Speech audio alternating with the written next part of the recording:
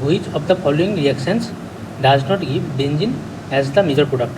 ওকে, তো চারটে অপশানের মধ্যে কোন অপশানে আমার বেঞ্জিন প্রডিউস হবে না সেটা আমাকে বলতে হবে। প্রথম অপশানে তোমরা দেখো আমরা কী নিয়েছি না, তো সোডিয়াম বেঞ্জোয়েট। ওকে, COO। তাহলে এটাকে তুমি যখন সোডা লাইম দিয়ে হিট করছো, সোডা লাইম মানে NaOH এবং ক্যালসিয়াম অক্সাইড দিয়ে যখন হিট করছো তখন আমাদের প্রডিউস হয় বেঞ্জিন। ঠিক আছে, তো সেই ক্ষেত্রে কী হয় না, তো অক্সিজেন লোন পেয়ার দিয়ে এই কার্বনটাকে কি অ্যাটাক করে এবং এখানে একটা ইন্টারমিডিয়েট ফর্ম হয়। তো সেই ইন্টারমিডিয়েট পরবর্তীকালে NaOH-এর এই হাইড্রোজেনটাকে অ্যাবস্ট্র্যাক্ট করে আমার ফর্ম করে হচ্ছে বেঞ্জিন। ঠিক আছে, তাহলে প্রথম অপশানে আমার বেঞ্জিন ফর্ম হবে। সেকেন্ড অপশানে আমরা নিয়েছি N-হেক্সেন, নর্মাল হেক্সেন।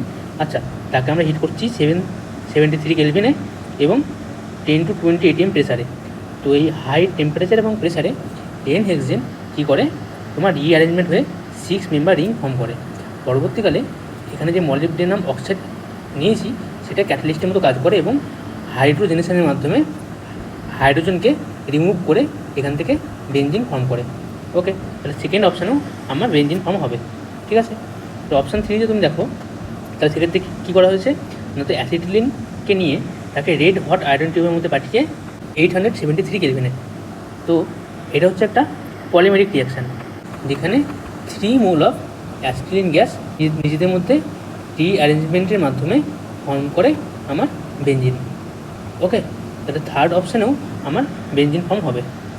এবারে তুমি দেখো ফোর্থ অপশানে আমরা নিয়েছি কি বেঞ্জিন ডায়াজোনিয়াম সল্ট। তো এখানে যখন আমরা ওয়াটারের প্রেজেন্সে হিট করি তখন আমাদের প্রোডাক্ট হয় আমার ফেনল। ওকে, কিন্তু আমরা যদি এখান থেকে ডিরেক্টলি বেঞ্জিন পেতে চাই, ঠিক আছে, তো সেই ক্ষেত্রে আমার কোনো রিডিউসিং অ্যাসিড যেমন ধরো H3PO3 C=OH দিয়ে আমার এটাকে ট্রিট করতে হয়, তখন আমরা benzene as a major product পাই। তো আমরা এখানে কোশ্চেনে কী দিয়েছে, ওয়াটারের বেসিসে হিট করছি, তো সেক্ষেত্রে আমার যে প্রোডাক্ট উৎপন্ন হবে সেটা হচ্ছে আমার ফেনল। তো আমাদের 4 অপশানে আমরা রিয়াকশানের মাধ্যমে বেঞ্জিন পাবো না, এটা কারেক্ট অপশান হবে অপশান নাম্বার 4।